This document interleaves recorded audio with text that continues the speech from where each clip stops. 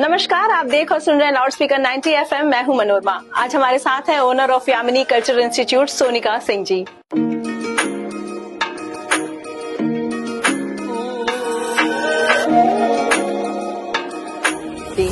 सोनिका जी, बहुत बहुत स्वागत है आपका हमारे स्टूडियो में। जैसा कि मैं जानती हूँ, हमारे दर्शक भी बातचीत में ये बात समझेंगे कि आप एज अ फोक आर्टिस्ट तो हैं ही, डांस एंड फोक आर्टिस्ट, और आप एक एनजीओ भी है आपका, यामिनी सांस्कृतिक एवं सामाजिक संस्थान। साथ ही आपने एक और वेंचर शुरू किया, यामिनी केरला आयुर्वेदिक सेंटर। तो जैसा कि हम कहते हैं कि नारी शक्ति, एक नारी बहुत सारे काम कर सकती है, जिसको आप चरितार्थ भी करती हैं। तो ये शुरुआत कैसी हुई, ये बार चाहूंगी हमारे दर्शकों से जरूर साझा करें। सबसे पहले थैंक यू मनोरमा जी, आपने मुझे आमंत्रित किया। शुरुआती एज ए स्टूडेंट जब मैं रही, जब मैं एज ए स्टूडेंट थी, बचपन से ही मेरे अंदर एक क्यूरियोसिटी थी कि डांसिंग को लेकर के। मुझे क्लासिकल म्यूजिक मेरे कानों में पड़ता था, तो अंदर से एक इंटरेस्ट खुद से आता था। मुझे सुनना बहुत पसंद था।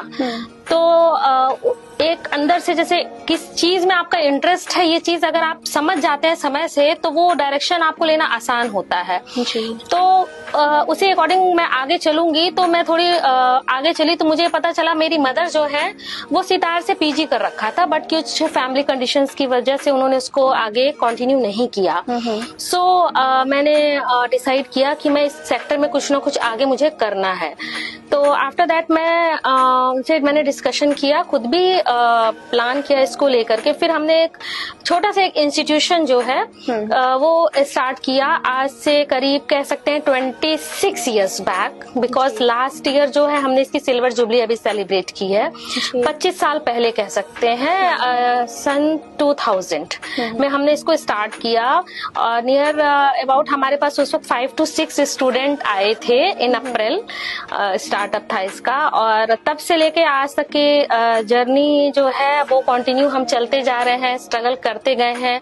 बहुत सारे सक्सेस भी बहुत सारी मिली हमको, बहुत सारे प्रॉब्लम्स भी हमने फेस की हैं, और सबसे लड़ते हुए जूझते हुए आज लगता है कि हाँ किया है। और अभी आगे की बहुत जर्नी हमारी बची हुई है, बहुत कुछ आगे करना है। जी जी।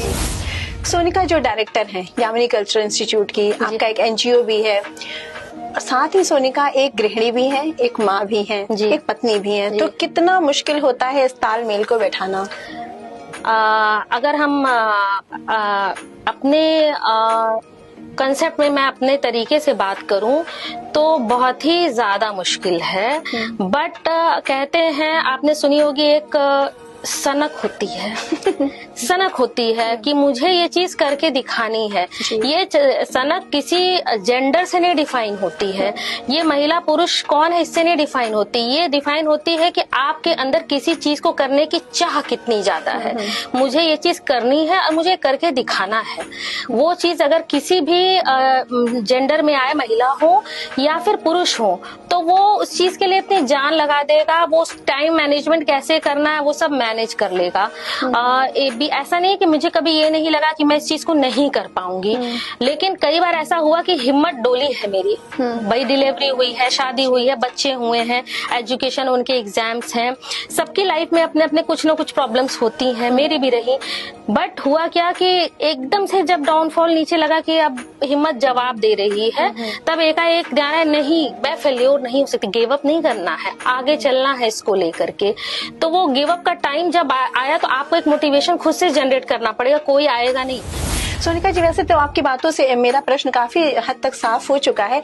आज जो समय चल रहा है, ठीक है, महिलाएं आजादी है, आपको स्वतंत्रता है, वो आगे बढ़ भी रही है हर फील्ड में, पर कहीं न कहीं वो परिवार को सेकंड पायदान पे रख रही हैं। जैसा आपने काम और परिवार को साथ लेके आप चली हैं, तो क्या कहना चाहेंगे उन कामकाजी महिलाओं के लिए? मैं हर उस कामकाजी महिला, वर्किंग लेडी की बात मैं करूंगी यहाँ पे, और मैं कहना इसके लिए चाहूंगी कि फैमिली फर्स्ट प्रायोरिटी है, सेकंड आपका जो है वर्क प्रोफाइल है। इसका रीजन इसलिए नहीं है कि आप एक महिला है इसलिए फैमिली प्रायोरिटी, एक पुरुष के लिए भी पहली प्रायोरिटी उसकी फैमिली ही होनी चाहिए मेरे अकॉर्डिंग। और क्यों होनी चाहिए? क्योंकि देखिए मेंटल हेल्थ बहुत मैटर। अगर आपके घर में किचकिच है, आप अपना घर मैनेज नहीं कर पा रहे हैं, चाहे वो पुरुष हो चाहे वो महिला हो, वर्किंग दोनों वर्क की बात करती हूँ, तो मैनेज नहीं कर पा रहे हो तो एक मेंटल प्रेशर उनके यहाँ पे हमेशा वो बाहर जाएंगे। मेरा जो प्रोडक्टिविटी है अपने बिजनेस में या मेरे एनजीओ में या मेरी जो भी प्रोफाइल में काम करने की जो प्रोडक्टिविटी डबल हो जाएगी मेरी। तो पहली प्रायोरिटी अगर हम घर को रखते हैं तो हमारा मेंटल पीस हम खुद से बना रहे हैं। हमें ये मैनेज करना है कितनी पीसफुली हम घर को स्मूथली मैनेज करा लें, जिससे कि उतनी ही स्मूथली हम अपनी वर्क प्रोफाइल को भी मैनेज, क्योंकि घूम के तो हमें रात में घर ही जाना है, फिर घर जाकर के हम सो ही नहीं पा रहे हैं टेंशन में, तो फिर हमारा घर नहीं बैलेंस है तो हम वर्क प्रोफाइल कैसे बैलेंस करेंगे? तो दोनों, पहली प्रायोरिटी घर रखनी है, सेकंड प्रायोरिटी जो है वो आपकी वर्क प्रोफाइल है, और ये दोनों के लिए है, मेल हो या फीमेल हो। जी सुनीता जी, आते हैं आपके जर्नी पे, आपकी डांस जर्नी पे। जैसा कि आपने बताया कि आपको सुनना पसंद था, फिर धीरे धीरे आपने इस फील्ड में करियर बनाने के लिए सोचा, तो कितना मुश्किल थी वो शुरुआत? बहुत ज्यादा मुश्किल थी। मुश्किल इसलिए थी कि एक्चुअली मेरे फादर मुझसे बहुत प्यार करते हैं, बट वो इस प्रोफाइल से बिल्कुल प्यार नहीं करते थे। उनके अकॉर्डिंग ये है कि अगर हम क्लासिकल कथक डांस, जो कि मेरा ड्रीम था, मैंने पूरा किया है इसको, तो अगर इस चीज में जा रहे हैं, वो मुझे इंजीनियर बनाना चाहते थे एक्चुअली। एक बेटे जो पहले का एक मेंटालिटी थी, एक सिस्टर को मेरी वो डॉक्टर बनाना चाहते थे, मुझे इंजीनियर बनाना चाहते थे। वो दोनों ड्रीम उनके पूरे नहीं हुए कि दोनों की चॉइसेस अलग थी थोड़ी, बट आज वो हैप्पी हैं मेरी पोजीशन देख करके। और तो मुश्किल उन्होंने एक्चुअल हुआ क्या कि ऐसा नहीं उन्होंने इसके लिए मेरे लिए कोई बाधा क्रिएट की, बट उनका सपोर्ट भी नहीं रहा उस चीज में। तो मदर मेरी गृहिणी थी उस टाइम पे, तो प्रॉब्लम तो इसलिए हुई कि भाई आपको कोई भी चीज स्टार्टअप करनी है तो उसके लिए आपको फंड तो चाहिए, कम चाहिए ज्यादा चाहिए, फंड चाहिए, but because my mother is very supporting lady, उन्होंने अपनी जो भी सेविंग्स थी उस तरीके से उन्होंने हेल्प करते हुए, मैनेज करते हुए सारी चीजें अरेंज की। और हम लोग लगे रहे, शुरू में बहुत कुछ माइनस हमने झेला है, बहुत माइनस झेला है, और हम लगे रहे, हमने बंद नहीं किया इसको। और आज की डेट में लोग इस कोर्स को करा रहे हैं, डिप्लोमा करा रहे हैं, विशारद प्रभाकर करा रहे हैं, क्योंकि बच्चे जो है अब्रॉड सेटल हो जाए हमारे। अब्रॉड में आपका कथक, भरतनाट्यम, डांसेस का या क्लासिकल म्यूजिक का बहुत स्कोप है। आप यूके, यूएस, जर्मनी, ऑस्ट्रेलिया कहीं जाइए, हमारे क्लासिकल म्यूजिक की अपनी एक रिस्पेक्ट है वहाँ पे। तो वो चीज, वो सोच बदलने में 25 साल लग गए आज। मैंने देखा है बहुत दूर दूर से बच्चे आपके इंस्टीट्यूट पे बच्चियां आती हैं सीखने के लिए। 25 साल लग गए सोच बदलने में। तो जब 25 साल पहले रहे होंगे तो कोई अपनी बेटी हमारे पास सीखने को क्यों देगा? लेकिन उसमें से भी बहुत सी लड़कियों ने स्ट्रगल करके वो आई हमारे पास, आगे भी निकली है बहुत सारी, और लेकिन बहुत सारे चाह करके भी नहीं निकल पाए। उनके लिए दुख है कि मैं कुछ कर नहीं पाई, कोशिश बहुत की है। जी जी। अच्छा, आपका जो एक एनजीओ है उसके थ्रू आप क्या समाज के लिए क्या सेवा कर रही हैं? देखिए, करते तो उसके अंडर में बहुत सारे काम हैं हम, लेकिन जो मेन हमारा वर्क है कल्चरल मिनिस्ट्री नई Delhi and cultural ministry Uttar Pradesh की बात करते हैं, उसके थ्रू बहुत सारे काम हम कर रहे हैं कल्चरल क्षेत्र में। अपार्ट फ्रॉम दिस, हम जो है जो गरीबी रेखा के नीचे जो भी स्टूडेंट आते हैं, बच्चे बच्चियां हैं, तो उनको जो है फ्री एजुकेशन है। वो अपना अगर गरीबी रेखा के नीचे का कार्ड लेकर के आते हैं हमारे पास, उनकी पूरी एजुकेशन फ्री है हमारी तरफ से। प्लस आगे भी जो सपोर्ट हमारे एनजीओ के थ्रू हो सकता है उनको प्रोफेशनली सेटल करने में, उसमें भी पूरा सपोर्ट हम लोग देते हैं। अगर अच्छे स्टूडेंट्स हैं, उनकी अच्छे से उन्होंने लर्निंग की, तो हम अपने यहाँ एज अ टीचर उनको जॉब भी ऑफर करते हैं। जी सोनिका जी, मैंने देखा है आपके संस्थान में अब लड़के भी एडमिशन ले रहे हैं, वो कथक सीख रहे हैं। ये बदलाव कितना सुखद लगता है?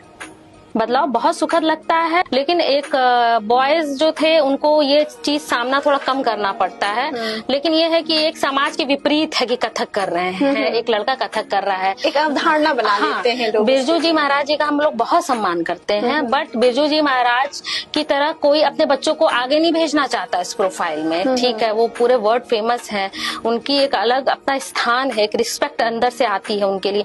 लेकिन अगर हम कहें कि नहीं, मुझे अपने बेटे को भेजना है, मैं चाहती हूँ कि वो इस फील्ड में आगे जाए, तो माता पिता को एक संकोच अगर नहीं है, डांस सीखेगा, कथक करेगा, लेकिन अभी भी 100 में से 5% बॉयज हैं, लेकिन ये एक शुरुआत है। पहले तो उनको वो करना चाहते थे लेकिन आगे बढ़ नहीं पाते थे, अभी वो आगे बढ़ रहे हैं। मेरे कुछ स्टूडेंट्स हैं, बॉयज भी हैं, वर्ल्ड टूर भी कर रखा है उन्होंने कथक के बेस पे, एंड अभी दिल्ली में भी अच्छा खासा काम वो अपना कर रहे हैं। तो है ऐसे, मतलब देख ये बहुत खुद में रिस्पेक्ट लगती है एक कलाकार के लिए कि वो डांसिंग के क्षेत्र में लड़के आगे बढ़ रहे हैं। जी जी।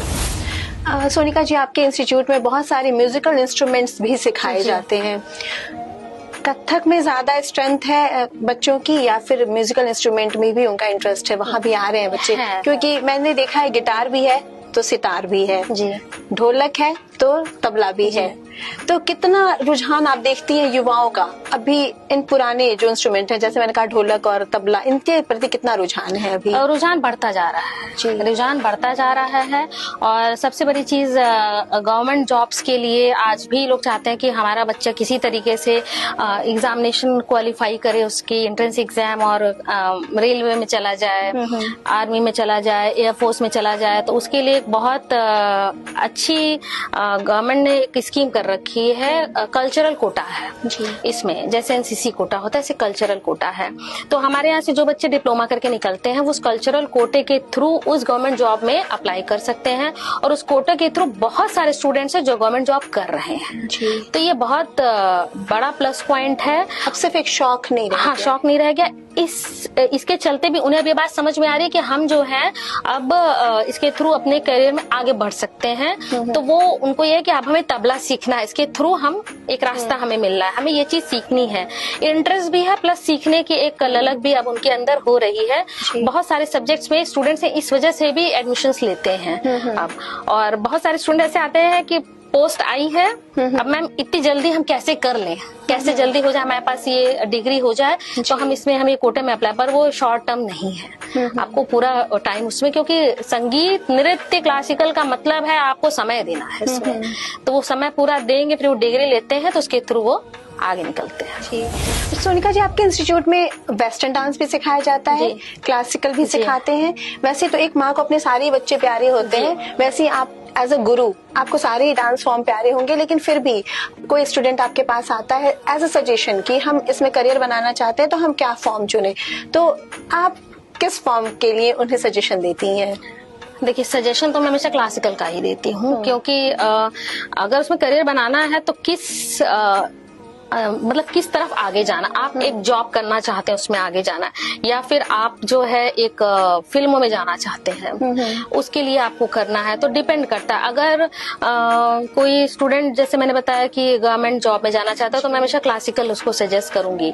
बट अगर कोई ऐसा है कि मुझे जाना है, फिल्मों में एक्टिंग करनी है, उसके लिए भी मुझे डांस की नॉलेज चाहिए, तो उसको मैं दोनों सजेस्ट करती हूँ फिर, क्योंकि वहां तो दोनों की रिक्वायरमेंट है कि कौन से म्यूजिक पे आप क्या परफॉर्म करना है, ये तो फिर वही बताएगा जहाँ आपको तो नॉलेज तो दोनों चाहिए, फिर आप दोनों करिए उसके लिए। लेकिन एक अच्छी चीज मैं से बताऊं, जो क्लासिकल करता है उसके अंदर एक सेंस डेवलप हो जाता है, वो ऑटोमेटिकली वेस्टर्न के जो मूव्स होते हैं वो खुद ब खुद समझ में आता है, और वो इतना फ्लेक्सिबल हो जाता है कि वो अगर चाहे तो वो खुद भी माइंड से पिकअप कर लेता है उस चीज को। तो एक फाउंडेशन हाँ, बिल्कुल जी। तो इस तरीके से भी वो आगे जा सकते हैं, लेकिन बेस दोनों क्लासिकल लेना पड़ेगा। जी। जैसा आपने कहा कि अगर कथक सीखा हुआ स्टूडेंट वेस्टर्न डांस के मूव्स अब इजीली सीख लेता है। वैसे तो डांस लोग शौकिया कोई कर रहा है, कोई एज अ पेशे के तौर पे उसे शुरू करना चाहता है। आपको क्या लगता है कि डांस चाहे वो कोई भी फॉर्म हो, एक सर्वांगीण विकास किसी के पूरे व्यक्तित्व के विकास में कितना सहायक है? बहुत सहायक है, इसलिए क्योंकि सबसे बड़ी चीज ये है कि हमारा जो मेन डेवलपमेंट है, जो आपने अभी कहा कि विकास, तो उसमें क्या है कि अगर हम क्लासिकल डांस करते हैं तो एक बच्चा है फॉर एग्जाम्पल 5 years का, उसको हम एक कथक डांस या फिर भरतनाट्यम या फिर किसी भी क्लासिकल विधा में उसको एडमिट कराते हैं कि नहीं अब ये लर्न करेगा इसको, उसका मेंटल डेवलपमेंट बहुत अच्छा होगा, फोकस बहुत अच्छा उसका बनेगा, कंसंट्रेशन। आप कई बार सुनी होंगी, लोग कहते हैं बच्चा को बैठाते हैं तो बच्चा इधर उधर कर रहा है, वो कॉन्सेंट्रेट नहीं कर रहा है, पढ़ाने पर भी कॉन्सेंट्रेट नहीं कर रहा है। इसको सोल्यूशन इसका बहुत अच्छा है, आप बच्चे को क्लासिकल म्यूजिक सिखाइए, डांस सिखाइए, इससे क्या होगा, उसका फोकस बहुत अच्छा बनेगा। मेंटल मेंटल हेल्थ बहुत अच्छा रहता है। और मेन चीज मेंटल हेल्थ अच्छा रहेगा तो फिजिकल अच्छा रहेगा, तो ऑटोमेटिकली आपका विकास तो अच्छा होना ही है। जी जी। खैर, इसी श्रेणी में आपने एक नई वेंचर शुरू की है, यामिनी केरला आयुर्वेदिक सेंटर। इसके बारे में चाहूंगी हमारे दर्शकों को जरूर बताएं। यामिनी केरला आयुर्वेदिक सेंटर जो है, इसका पूरा कोर्स मैंने कर रखा है, केरला से होता है ये। तो इसकी सबसे अच्छी क्वालिटी, मैं आज से करीब 12 साल की पुरानी बात करते हैं, मैंने स्टार्ट किया था 12 साल पहले। बट बिकॉज कि एट दैट टाइम तुरंत मैं सेटल हुई थी पर्सनल लाइफ में अपने, तो मुझे तुरंत मेरी डिलीवरी थी करीब 1 साल के बाद। तो वो जो 100% एक काम को देना चाहिए, जो आपने कहा बाधा, अभी मैंने बात की थी क्या क्या बाधा आती है, ये भी एक बाधा ही आई थी, लेकिन वो बाधा बहुत सुखद थी। तो बिटिया के मेरी हुई उस वक्त, तो वो थोड़ा सा दोनों मैनेजमेंट थोड़ा सा नहीं हो पा रहा था। और इसमें आपको ये है कि 100% अपना देना है। तो उस वक्त उस वजह से थोड़ा सा मैंने उसको क्लोज कर दिया। हमारे ऑफिस पे ही था इसका सेंटर। अभी मैंने रिसेंटली 2 साल पहले इसको स्टार्ट किया दोबारा। तो इसमें क्या है कि बहुत सारी थेरेपीज होती हैं हमारे पास, बहुत सारे प्रॉब्लम्स है। सबसे बड़ी आजकल ओल्ड एज में नी रिप्लेसमेंट करा रहे हैं, इसकी थेरेपी है जानू बस्ती, आपका दर्द कम कर देगा, ग्रीस आपके नी से कम हो जाता है, उसमें भी बहुत बेनिफिशियल है। तो मतलब अगर आप समय से इसकी थेरेपी लेते हैं, जब आपकी स्टार्टिंग होती है कुछ सालों बाद भी, तो आपको नी रिप्लेसमेंट की जरूरत नहीं पड़ेगी। हमारे स्पाइन में दिक्कत आजकल कॉमन है कि ज्यादा देर तक सिटिंग जॉब करने के बाद हमें स्पाइन की दिक्कत आजकल हो जाती है, L3 L4 इस टाइप के गैप आ जाते हैं बीच में। तो उसके लिए क्या है, उसकी थेरेपीज होती हैं, वो भी बहुत बेनिफिशियल होती हैं। सोनिका जी, जैसा हमने बात किया अभी आपके आयुर्वेदा सेंटर जो आपने ओपन किया हुआ है, साथ ही जहाँ तक मैं जानती हूँ आप जुम्बा क्लासेस भी जी चलाती हैं। तो जैसा आपने कहा कि जहाँ डांस भी हमारी पूरे बॉडी एक्टिविटीज में सहायक होता है, केरला आयुर्वेदिक केरला थेरेपी के थ्रू आप महिलाओं की सुंदरता में इजाफा कर ही रही हैं। साथ ही जुम्बा क्लासेस जो चलती हैं, ऐसा मैंने सुना है कि कुछ मिथ भी हैं महिलाओं में। उन्हें लोग कहते हैं कि अगर आप जिम जाती हैं तो आपकी बॉडी बहुत मस्कुलर हो जाती है।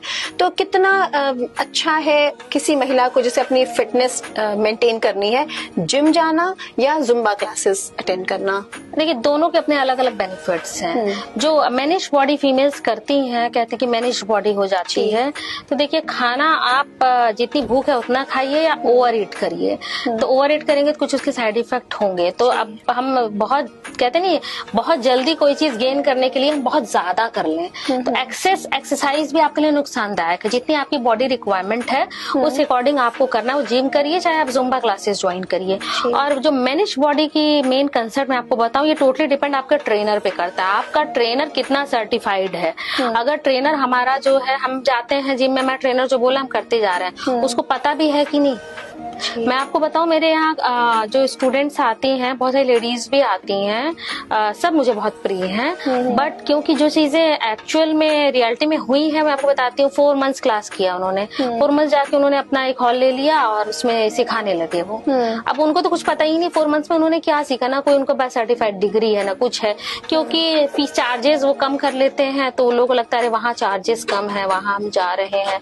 बट वहाँ जाने पर उनको बहुत सारे साइड इफेक्ट्स भी उसके झेलने, क्योंकि पता नहीं है कौन सी, अब किसी महिला की अगर डिलीवरी 3 महीने हो गए हैं तो उसको कौन से योगा कराना है, कौन सा एक्सरसाइज कराना है, जुम्बा कराना भी है कि नहीं कराना है, वो तो उनको नहीं पता है जी। लेकिन ये इस तरीके से, क्योंकि वो सर्टिफाइड नहीं, उसको नॉलेज नहीं है उस महिला को, बट उसने स्टार्ट कर लिया। उसको लगा होगा कि मुझे जो है प्रोफेशनली मैं कुछ करूं, अच्छा है बुरा नहीं, बट मुझे लगता है उनको डिग्री लेनी चाहिए, प्रॉपर कोर्स कर लें इसका। सेम चीज जिम में भी है। कुछ लड़के या लड़कियां कुछ दिन सीख करके किसी दूसरे जिम में एज अ ट्रेनर अप्लाई कर दे रहे हैं, उनको पता ही नहीं। अब वो किसी महिला को अगर एक्सरसाइज करा रहे हैं, उन्हें क्या पता कि मेल को कौन सी करानी, फीमेल्स को कौन सी करानी। तो आप हमेशा सर्टिफाइड ट्रेनर के अंडर में ही जिम करें या फिर फिटनेस क्लासेस या जुम्बा क्लासेस ज्वाइन करें। मेरा खुद का ऐसा मानना, सजेशन भी है ये महिलाओं के लिए। सोनिका जी, जैसा कि मैं जानती हूँ कि आप एक फोक आर्टिस्ट हैं, आप इंटरनेशनल लेवल पर भी रिप्रेजेंट कर चुकी हैं कथक को। तो कैसा फील हुआ जब आप फॉरेन ट्रिप पर गई, वहां आपने इंडिया को रिप्रेजेंट किया, कथक को रिप्रेजेंट किया, तो कैसी फीलिंग थी और कितना डिफरेंस था ऑडियंस का रिएक्शन यहाँ की तुलना में और वहां पर? पहले तो मैं बताऊं आपको, मैं कथक आर्टिस्ट पहले हूँ, बाद में फोक आर्टिस्ट हूँ। तो एक्चुअली मैं सबसे आपको सुखद ये लगेगा कि जब आप अपनी कंट्री से कहीं बाहर जाते हैं, अपने कल्चर को रिप्रेजेंट करते हैं, क्लासिकल को रिप्रेजेंट करते हैं, संगीत को, नृत्य को, तो वहां पे जब आप एयरपोर्ट पे जाएंगे तो आपका जो वेलकम होता है ना, वो आपको लगता है कि हाँ शायद मैंने जो ज्ञान लिया वो मेरा सफल हो गया। जो वेलकम आपको मिलता है, इतनी रिस्पेक्ट है इसकी कि आप सच में मतलब उस पल को आप बार बार याद करके एक सुख का अनुभव करेंगे। दूसरी चीज, वहां जाएंगे आपको तो रिस्पेक्ट, जो चीज हम यहाँ नहीं फील कर पाते हैं अपने क्लासिकल म्यूजिक डांस को लेकर के, वो चीज वहां जाके आपको बहुत अच्छे से रियलाइज होगी कि कितनी वैल्यू, मतलब कि मेरे नॉलेज की क्या वैल्यू है यहाँ पे। बहुत इज्जत, बहुत प्यार, बहुत सम्मान आपको वहाँ पे मिलेगा। और ऐसा मतलब अनुभव मुझे लगता है इस लेवल पे हर आर्टिस्ट को जाने का मौका मिले, मैं यही कामना करती हूँ सबके लिए। जी। साथ में सोनिका जी, जैसा कि मैंने पहले भी कहा, मुझे लगता है अभी आधुनिक महिलाओं में अगर मैं देखती हूँ तो मेरी आप प्रेरणा स्रोत हैं। मेरे साथ साथ मुझे लगता है बहुत सी महिलाएं जो आती हैं आपके पास, चाहे वो डांस सीखने आती हैं या वो थेरेपीज के लिए आती हैं, केरला थेरेपीज के लिए या जुम्बा के लिए आती हैं, उन सभी के लिए आप एक आइडियल हैं। और जैसा कि मैं देखती हूँ आपको पावर वुमेन्स के अवार्ड आप रिसीव कर रही हैं, कई जगह समाज में कई बड़े इवेंट्स में आप सम्मानित की जाती हैं।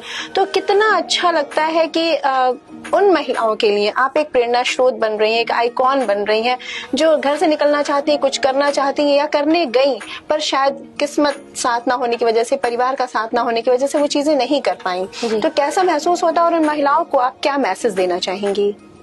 देखिए, आइडियल बता तो सबको अच्छा महसूस होता है, और मुझे पता नहीं था कि मैं कभी आइडल बनूंगी किसी के लिए, लेकिन खुद के लिए ये मैं सबको इस चीज का धन्यवाद दूंगी कि ये बहुत बड़ी चीज है कि किसी के लिए आइडल बनना। और जो आपने कहा कि क्या एक संदेश देना चाहेंगी, जो मैंने हमेशा कहा, देखिए चाहत बहुत बड़ी चीज होती है। किसी चीज को पाने की चाहत आपके अंदर है, मैं क्या करना, मतलब मुझे ये चीज चाहिए, मैं एक इकोनॉमिकली एक सेटल लेडी बनना चाहती हूँ, वर्किंग लेडी बनना चाहती हूँ, लेकिन उसके लिए हम करना पड़ता है। आपको बहुत सारे अपनी नींद दाव पे लगानी पड़ेगी, अपनी कहते हैं अपना जो मी टाइम लेडीज का होता है वो दाव पे लगाना पड़ेगा। वो आपको सब कुछ मैनेज करके चलना है। कुछ लेडीज का कहना, हम घर इसलिए नहीं छोड़ पाए, घर देख रहे थे। हम समझ रहे हैं कि इतना आसान नहीं होता है, लेकिन करना तो है। करना तो है। आप हर महिला को, मुझे लगता है आत्मनिर्भर होना इसलिए बहुत जरूरी है कि कब कौन सी परिस्थिति आपके साथ आ जाएगी आप नहीं जानते हैं। तो आप अपने आप को आत्मनिर्भर बनाएं, इकोनॉमिकली अपने आप को सेटल करें, और इसके लिए आपको निकलना तो पड़ेगा। अपने करियर पे फोकस करें, हमें आत्मनिर्भर बनना है। और जिस दिन वो चाहत, वो ललक, और कह सकते हैं वो कहते पैशन आपके अंदर आ जाएगा कि नहीं, मुझे तो ये चीज करके दिखानी है, तो आप करके दिखाएंगे। जी जी, यही संदेश है मेरा सबके लिए। और एक as a dancer, as a Kathak dancer, जो लड़कियां, जो लड़के इस क्षेत्र में अपना करियर बनाना चाहते हैं, उन्हें क्या संदेश देना चाहिए? मैं उनको यही संदेश दूंगी, बहुत सारे स्कोप है बच्चों, बहुत स्कोप है। आप इसमें, ऐसा नहीं है कि आप सोचते हैं कि कोई इंजीनियर बन गया तो आपसे ज्यादा कमाएगा, बिल्कुल भी ऐसा नहीं है। मैं खुद भी पूरे कथक में मैंने डिग्रीज ले रखी हैं। आपके सामने मैं बैठी हूँ और मेरे जैसे 1000 लड़के लड़कियां हैं जो आगे बढ़ रहे हैं, और कल की डेट पे वो मेरी जगह पे भी बैठेंगे आकर के, यहाँ पे इंटरव्यू उनके भी लिए जाएंगे। लेकिन उसके लिए आपको अपना डायरेक्शन सोचना पड़ेगा कि मैं इसमें, इस क्षेत्र में मैं आगे निकलना है, मुझे अपना फोकस बनाइए, एक डायरेक्शन में नाक की सिधाई में ना चले। बहुत सारे आज की समय में सक्सेसफुल वो है जो मल्टीपल टैलेंटेड है। परिस्थिति कब क्या आपको दिखाएगी कोई नहीं जानता। तो बच बच के चलना, बच के चलना है, और बच चलना छोड़ दे, नॉलेज हर चीज की रखनी आपको जरूरी है। जी जरूर। तो मैं बिल्कुल कहूंगी कि बहुत, एक तो सुकून बहुत है, पैसा भी होना ठीक है, पैसा होना चाहिए लाइफ में सर्वाइव करने के लिए, जो कर रहे हैं उसमें सुकून, जितना सुकून है वो तो मैं बता नहीं सकती किसी को, वो फील किया जा सकता है। जी, वो तो आपके स्किन का ग्लो ही बता रहा है, आपके मन के, आपके दिल के सुकून के बारे में। सुकून बहुत बड़ी चीज है, वो है इस क्षेत्र में। जी। बहुत बहुत धन्यवाद सोनिका जी हमारे स्टूडियो में आने के लिए और इतनी अच्छी प्यारी बातें उन युवाओं के लिए कहने के लिए, उन महिलाओं को प्रेरित करने के लिए बहुत दिल से आपका धन्यवाद देना चाहूंगी। Thank you so much. तो ये थी हमारे साथ owner of Yamini cultural institute Sonika Singh ji. ऐसी ही शहर की किसी अन्य बड़ी शख्सियत के साथ आपके सामने फिर से मुखातिब होंगी, रूबरू होंगी। तब तक के लिए देखते और सुनते रहे लाउड स्पीकर 90 FM। बजाओ बजाओ जरा झूम के बजाओ।